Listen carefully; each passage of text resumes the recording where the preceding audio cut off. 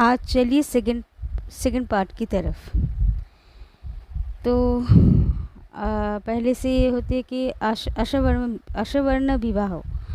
इसका मतलब है, मतलब नेटिव अगर दूसरे वर्ण के लोगों के साथ शादी करता है तो कौन सी पॉइंट दिखे जाते हैं कि नेटिव का जो पार्टनर होंगे वो दूसरे जाति का है।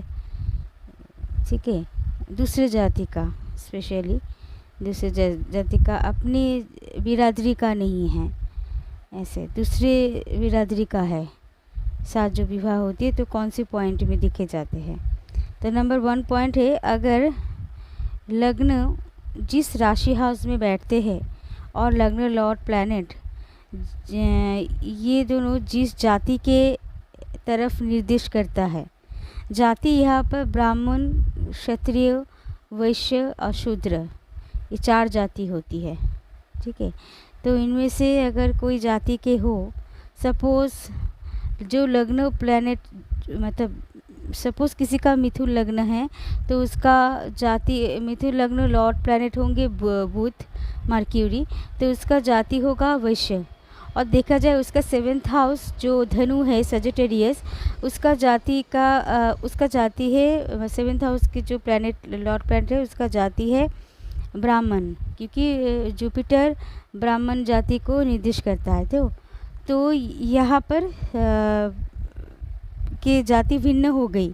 मतलब इसका मतलब ये समझाता है कि यहाँ पर ऐसा नहीं है कि आप लोग कहेंगे इस पॉइंट को लेकर कोई मैम मैं तो सपोज़ आप लोग कहेंगे मैं तो क्षत्रिय हूँ और वो भी क्षत्रिय है, तो हम तो भिन्न जाति के नहीं हुआ, कैसे नहीं। इसका मतलब है जो 4 जाति को जो यहाँ पे इंडिकेट किया गया है, मतलब है अगर डिफरेंट जाति के मतलब दिखते हैं यहाँ पर, तो समझ लीजिएगा कि आपका जो पार्टनर है वो आपके कास्ट, आपके कम्युनिटी से अलग है होंगे।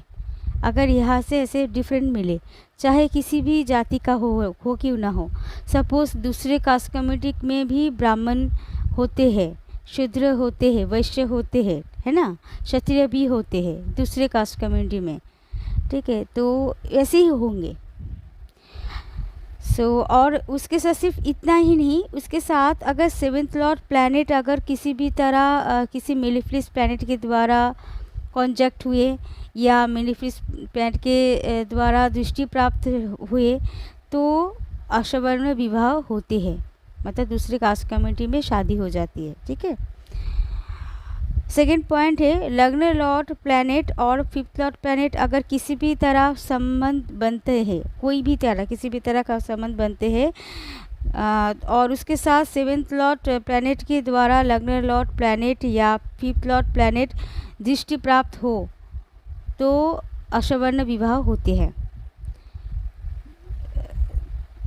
तीसरा पॉइंट है, 7th हाउस और 12th हाउस अगर हाउस में अगर मेलिफिस प्लैनेट बैठा है और खीन चंद्र, मतलब नेटिव के बर्थ चार्ट में देखिएगा कि वो अगर खीन चंद्र में जन्म लिया हो। खीन चंद्र के बारे में मैं काफ़ी सारे वीडियो बनाई हैं खीन चंद्र के, कि वो तिथि वाइज होती है। तो तिथि वाइज कैसे होती है कि कृष्णा षष्ठी से अमावस्या तक चंद्र खीन होती है, चंद्रहीन बोली होती है, अशुभ फल देता है। क्लियर हुआ? तो इसको कहते हैं खीन चंद्र। तो जातक अगर खीन चंद्र में जन्म लेते हैं और पंचम हाउस में और वो खीन चंद्र पंचम हाउस में विराजमान होते हैं, तो अश्ववर्ण विवाह होने की संभावना बहुत ज़्यादा हो जाती है। मतलब 7th हाउस और 12th हाउस में अशुभ प्लैनेट बैठते हैं और जातक खीन चंद्र में जन्म लेते हैं और वो खीन चंद्र अगर पंचम हाउस में बैठा रहे, मतलब उसका मून साइन खीन है। ठीक है, वो मून साइन अगर पंचम हाउस में बैठा रहता है तो अश्ववर्ण विवाह होने का बहुत चांसेस होती है। 4th पॉइंट है, 7th लॉर्ड प्लैनेट और 12th लॉर्ड प्लैनेट अगर एक दूसरे को एक दूसरे के हाउस में बैठा है, सपोज 7th लॉर्ड प्लैनेट बैठा है 12th हाउस में, 12th हाउस प्लैनेट बैठा है 7th हाउस में, ऐसा, तो इससे भी अश्ववर्ण विवाह होते हैं। क्लियर। अब आती हूँ एक्स्ट्रा मैरिज के बारे में। मतलब काफ़ी लोग होते हैं ना कि एक बीवी रहते भी हुए दूसरे शादी करते बिना डिवोर्स के, मतलब सीक्रेट मैरिज। आजकल की दुनिया में सीक्रेट मैरिज ऐसे ही होते हैं कि एक पति या कि पत्नी रहते हुए भी दूसरे शादी कर लेते हैं सिक्रेटिवली, और इसको कहते हैं इलीगल मैरिज। क्योंकि आइन के तौर पर तो आप जानते हैं कि अगर आपको डिवोर्स करना है उसके बाद आप फ्रेश मैरिज, दूसरा मैरिज कर सकते हैं, वरना नहीं, है ना। तो ये तो बात करते हैं कि किसी के तो एक्स्ट्रा मैरिज, यहाँ पे आप एक्स्ट्रा मैरिज भी बोल सकते हैं, एक्स्ट्रा मैरिटल अफेयर भी बोल सकते हैं, क्योंकि जैसे शादी के जैसा संबंध बनाना एकदम, ठीक है। तो इस मैरिज की बात कर रही है। तो कैसे दिखते हैं? फर्स्ट पॉइंट है सप्तम भाव या सप्तम लॉर्ड प्लैनेट और वेनस किसी भी तरह बलवान होता है, और उसके साथ सप्तम लॉर्ड प्लैनेट और वेनस इंद्र हाउस में या त्रिकोण हाउस में बैठा रहे तो ये योग बनते हैं। और दूसरा पॉइंट है वेनस अगर सेकंड हाउस में बैठकर बलवान हो जाते हैं और 7th lord planet 11th house में रहते हैं तो ये योग बनते हैं। तीसरा पॉइंट, सेकंड लॉर्ड प्लैनेट अगर सेकंड हाउस में रहते हैं और बलवान वेनस 11th हाउस में रहते हैं तो भी ये योग बनते हैं। फोर्थ पॉइंट है सेकंड हाउस में अगर किसी भी बेनिफिस प्लैनेट के दृष्टि रहते हैं या बेनिफिस प्लैनेट सेकंड हाउस में किसी भी प्लैनेट के साथ कॉन्टैक्ट रहते हैं और सेकंड लॉर्ड प्लैनेट और जुपिटर बलवान होकर इंद्र हाउस या त्रिकोण हाउस में रहते हैं तो ये योग बनते हैं। और भी है extra, Venus 7th lord planet किंबा वेनस 7th लॉर्ड प्लैनेट या 7th हाउस में जुपिटर कॉन्जक्ट होते हैं या जुपिटर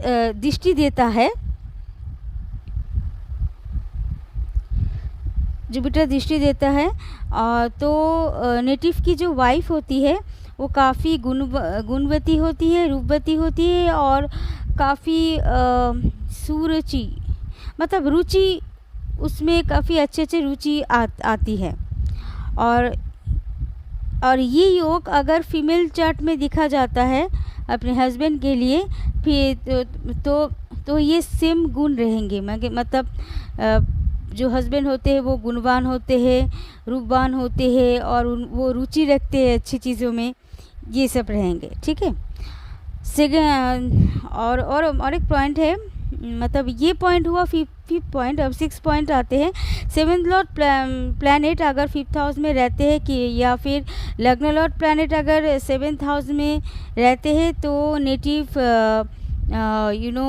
जोरू का गुलाम होते हैं और मतलब अपनी वाइफ या अपने हस्बैंड जो भी कहते हैं वो मान के चलते हैं। और सैटर्न अगर 7th लॉर्ड प्लैनेट होकर बलवान होते हैं और शुभ दृष्टि प्राप्त होते हैं, मतलब किसी भी बेनिफिस प्लैनेट द्वारा दृष्टि प्राप्त होते हैं तो भी मतलब वाइफ के अपनी जो वाइफ है, वाइफ के पति तो क्या होता है कि उनका जो वाइफ है वो उस नेटिव के लिए काफ़ी मतलब काफ़ी मान के चलते हैं नेटिव को, ठीक है। मतलब उसका वाइफ नेटिव को काफ़ी मान कर चलते हैं। सेवेंथ पॉइंट पे आते हैं। सेवेंथ हाउस में अगर वेनस और मून रहते हैं, या फिर जो मरकरी और जुपिटर एक साथ रहते हैं, तो नेटिव के एक से ज़्यादा वुमेन के साथ रिलेशन रहते हैं या शादी करते हैं। अब इस ज़माने में तो एक से ज़्यादा वाइफ, मतलब काफ़ी सारे वाइफ होते हैं, ऐसा तो नहीं होते हैं, वो पहले ज़माने में होते हैं। तो यहाँ पे मैं ये बोल सकती हूँ कि बहुत सारी लड़कियों की बहुत सारे हाँ, नारी के साथ संबंध रहता है नेटिव का, ठीक है। और अगर नारी की मतलब फीमेल के चार्ट में सेवेंथ हाउस में मून और वेनस एक साथ रहते हैं, तो फीमेल नेटिव का कैरेक्टरलेस होते हैं, और इसके कारण वो अपने हस्बैंड से कोई भी सुख नहीं मिलता, सुख में ऑब्स्टेकल्स आ जाते हैं। ये तो नेचुरल बात है। अगर पत्नियाँ मतलब अगर फीमेल नेटिव अगर कैरेक्टरलेस होते हैं तो मैरिड लाइफ में प्रॉब्लम आ ही जाता है, ये नॉर्मल बात है उनके। 8th पॉइंट है सेकंड हाउस लॉर्ड प्लैनेट अगर सेकंड हाउस में रहे, या फिर लग्न लॉर्ड प्लैनेट अगर लग्न में रहे, या थर्ड हाउस में रहे, या 6th हाउस में रहे, या फिर 8th लॉर्ड प्लैनेट अगर लग्न हाउस में रहे या 7th हाउस में रहे, तो नेटिव का सेकंड मैरिज होते हैं। तो ये second marriage extra marital affair भी बोल सकते हैं, या फिर वाइफ रहते हुए भी दूसरे शादी कर लिया, जो मैं पहली बात बोली थी, या फिर डिवोर्स होकर दूसरे शादी कर लिया, ये भी होती है। क्योंकि काफ़ी लोगों को ऐसा होता है कि डिवोर्स होने के बाद भी शादी का मौका नहीं मिलते, शादी नहीं होते हैं, क्योंकि सबके तो शादी नहीं होती है डिवोर्स होने के बाद, ठीक है। तो जिसके सेकंड मैरिज का चांसेस है, तो ये पॉइंट काफ़ी इम्पोर्टेंट है। ये जो पॉइंट मैंने अभी बोली है 8 पॉइंट कि second house Lord planet second house में रहना चाहिए, या फिर लग्न लॉर्ड प्लैनेट लग्न हाउस में या थर्ड हाउस में या 6th हाउस में रहते हैं, या 8th Lord planet first house में रहते हैं या 7th हाउस में रहते हैं, तो सेकंड मैरिज इंडिकेट करते हैं। ये काफ़ी इम्पोर्टेंट है, आप लोगों को याद रखना चाहिए। ओके, नेक्स्ट पॉइंट में आते हैं 9th पॉइंट। 7th हाउस में अगर एक से ज़्यादा मेलेफिक प्लैनेट रहे, या फिर राहु या केतु रहे, तो मैरिड लाइफ अनहैप्पी होती है।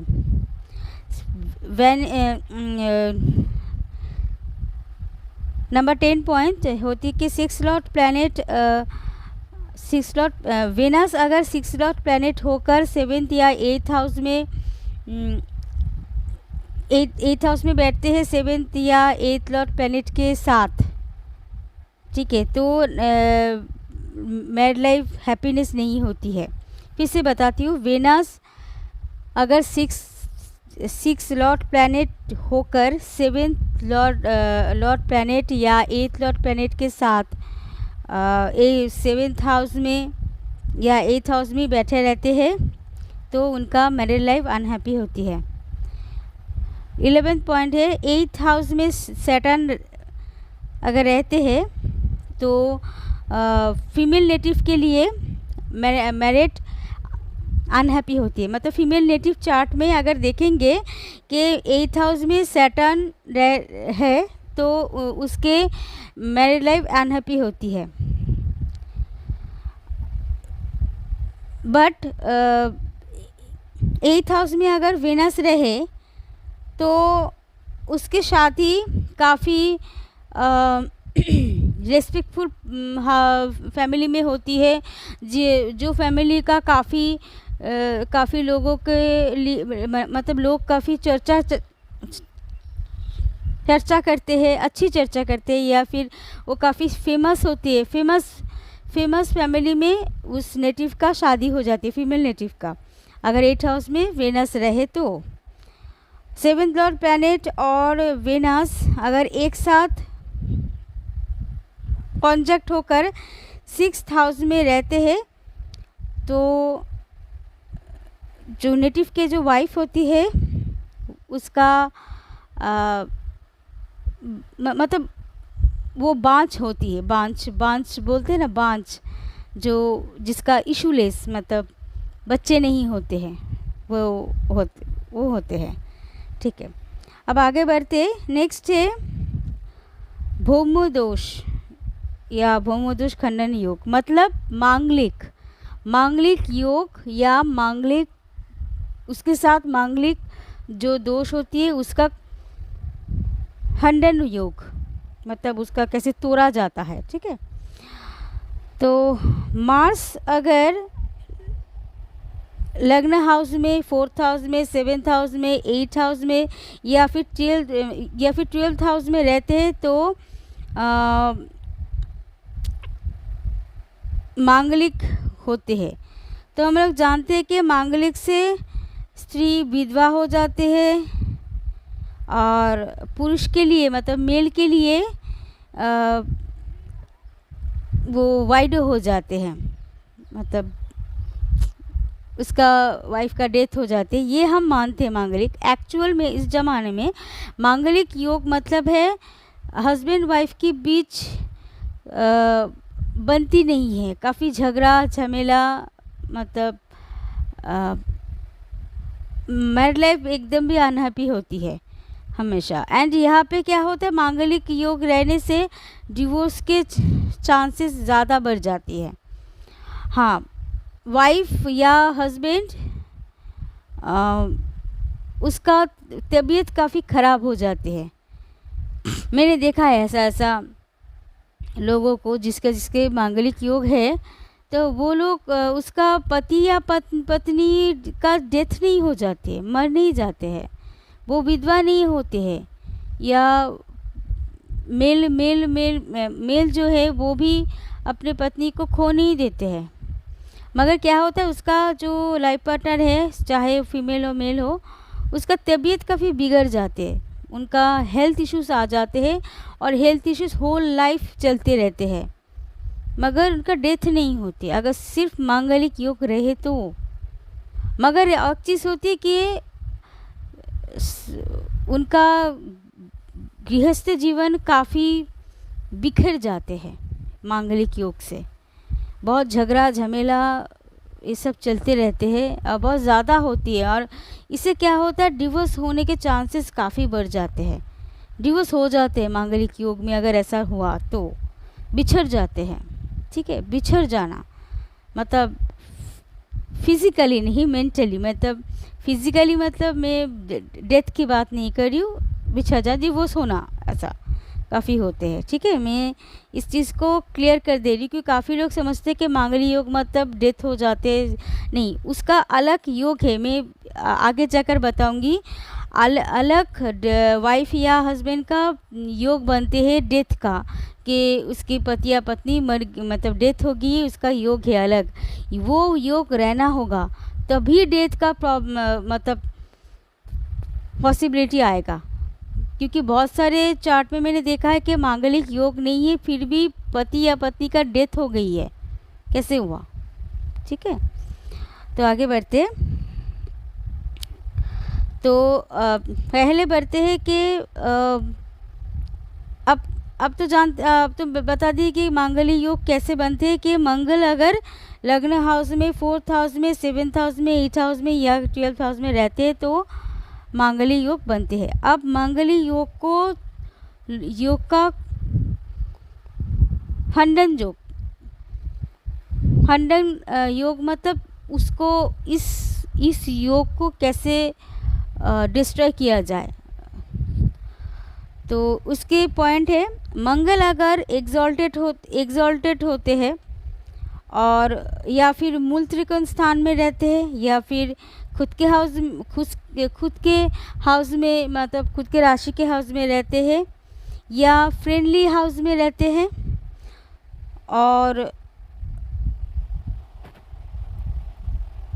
रहकर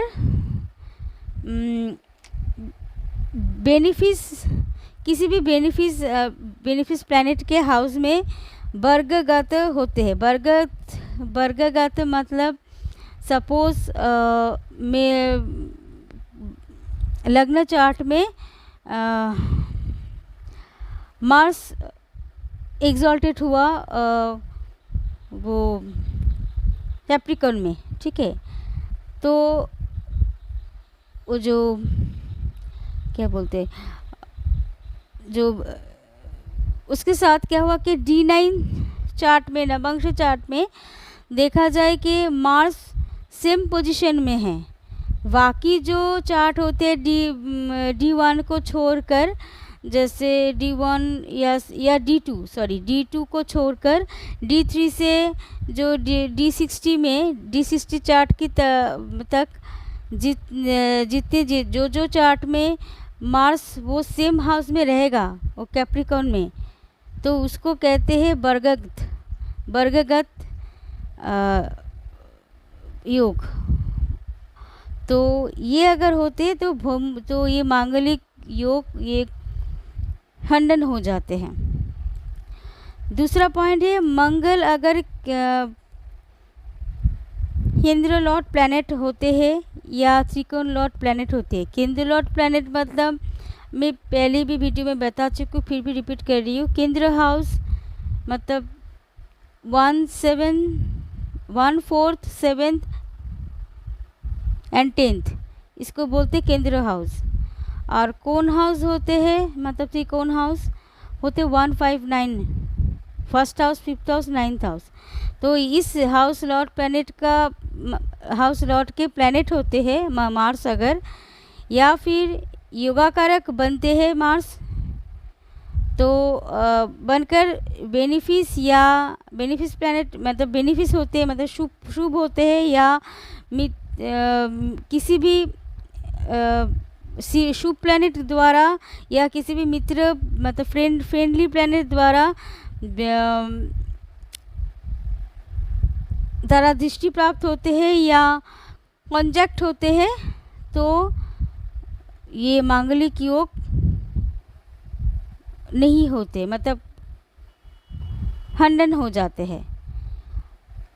अच्छा, कैंसर साइन में मतलब कैंसर लग्न में या और सिंह लग्न में मतलब लियो लग्न में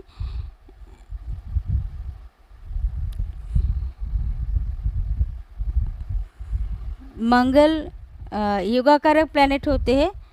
तो इस लग्न हाउस में अगर ऐसा जो मैंने बताई कि मंगल अगर केंद्र हाउस लॉर्ड प्लैनेट या कोन हाउस लॉर्ड प्लैनेट होती है और उसके साथ वो शुभ प्लैनेट या कोई भी मित्र प्लैनेट के द्वारा दृष्टि प्राप्त होते हैं, या वो दो प्लैनेट की शुभ प्लैनेट या मित्र फ्रेंडली प्लैनेट के साथ कॉन्जैक्ट होते हैं, तो मांगलिक योग खंडन हो जाते हैं। तो ये पॉसिबिलिटी ज़्यादा होती है कैंसर लग्न हाउस में या लियो लग्न हाउस में, ठीक है, इस पॉइंट के लिए। थर्ड पॉइंट है, मंगल जिस हाउस में मतलब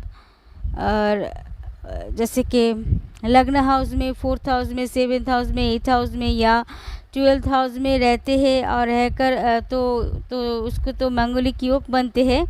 तो उस हाउस में किसी भी एक हाउस राशि हाउस में अगर राहु या सैटर्न भी साथ में रहे या ना भी रहे, मगर ये जो हाउस के बारे में बताया मैंने 1st, 4th, 7th, 8th and 12th, इसमें से कोई भी एक हाउस में सैटर्न या राहु बैठा रहे तो मांगलिक योग नहीं होती है, खंडन हो जाते हैं। खंडन मांगलिक योग रहकर भी खंडन हो जाते हैं। और इससे क्या होता है, हस्बैंड या वाइफ का जिसके मतलब उनका जो लाइफ पार्टनर है स्पाउस, तो उनका हेल्थ काफ़ी ख़राब रहते हैं, हेल्थ इशू, मगर डेथ नहीं होती, मतलब ऐसा कोई सीरियस प्रॉब्लम नहीं होती है कि डेथ हो गई, ऐसा नहीं होते है। अच्छा, और एक इम्पॉर्टेंट पॉइंट है कि फीमेल हाउस में स्पेशली, फीमेल हाउस नहीं, फीमेल चार्ट में, फीमेल नेटिव के चार्ट में देखा जाए, अगर 7th हाउस अगर लियो साइन होते हैं और मार्स के साथ सैटर्न उसी हाउस में कॉन्जक्ट रहते हैं, तो मांगलिक योग खंडन नहीं होते हैं। और यहाँ पर नेटिव का डिवोर्स हो जाना, फीमेल नेटिव का काफ़ी चांसेस होती है और उनका स्पाउस का तबीयत भी ख़राब हो जाती है, काफ़ी मतलब मरने के बराबर हो जाते हैं। ठीक है, ये पॉइंट काफ़ी इम्पोर्टेंट है, देख लीजिएगा। अगर आप लोगों के चार्ट में मतलब आप लोग अगर कुंभ राशि के हो, फीमेल के बारे में बता रही हूँ, जो फीमेल है, जो फीमेल नेटिव है उनके लिए बता रही हूँ, मेल का नहीं, फीमेल नेटिव के लिए बता रही हूँ। अगर आपके चार्ट में आप अगर कुंभ राशि के हो तो आपका 7th हाउस बनते हैं सिंह राशि, मतलब लियो राशि। तो लियो राशि में अगर मंगल और शनि एक साथ बैठा हुआ है तो आपका मांगलिक योग कभी खंडन नहीं होगा। तो काफ़ी ये लोग काफ़ी सावधान रहिएगा, इसे आप लोग का डिवोर्स भी हो सकता है, आपका पति का डेथ भी हो सकती है, मतलब बहुत ख़राब है ये जगह। फीमेल नेटिव के लिए बोल रही हूँ, जो फीमेल नेटिव है। ठीक है, अब आती हूँ 4th पॉइंट की तरफ।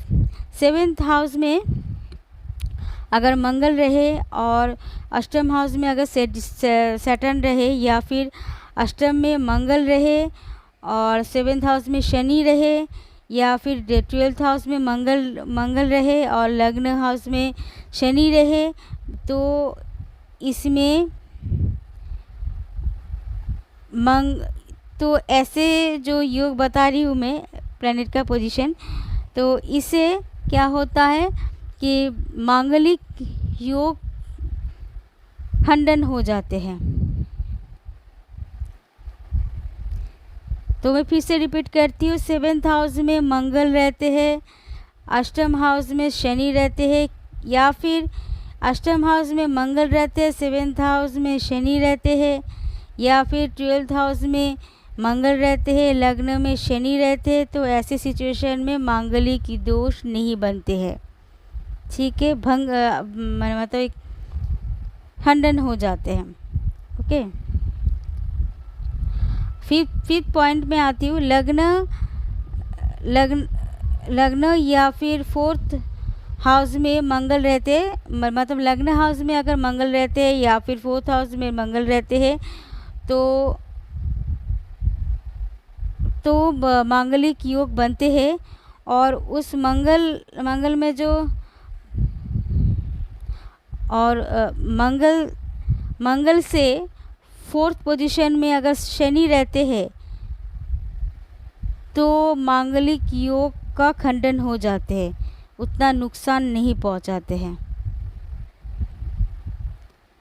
फिर से रिपीट करती हूँ अगर आपको समझ में नहीं आते हैं तो।